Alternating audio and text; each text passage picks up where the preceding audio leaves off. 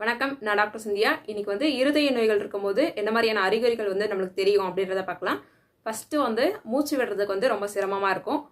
சிலருக்கு ஏதாவது வேலை செஞ்சுட்டு இருக்கும்போது மூச்சு வாங்கும். சிலருக்கு நடந்தாலே மூச்சு வாங்கும். ஸ்டெப்ஸ் ஏறி இறங்கும்போது மூச்சு வாங்கும். இருதய நோய்கள் இல்லாமல் வேற சில கண்டிஷன்ஸ்லேயே இந்த மூச்சு வாங்கல் பிரச்சனைகள் இருக்கும்.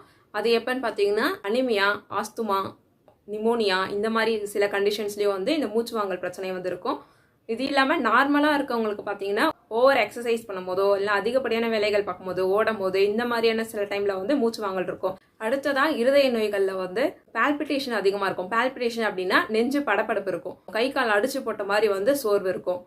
நல்லா இருக்கிற மாதிரியான ஒரு நெஞ்சு வலியோ இல்லை முறுக்கிற மாதிரி இருக்கும், அழுத்துற மாதிரி இந்த மாதிரியான வலிகள் இருந்துச்சு அப்படின்னா அது ஹார்ட் ப்ராப்ளமால ஏற்படக்கூடிய அந்த வலிகள்னு அர்த்தம். சிலருக்கு பார்த்தீங்கன்னா நைட்டு தூங்கும் போது மூச்சு திணறல் ஏற்படும். இந்த மாதிரியான அறிகுறிகள்லாம் இருந்துச்சு அப்படின்னா நம்மளோட ஹார்ட்ல ஏதாவது பிரச்சனைகள் இருக்குன்னு அர்த்தம்.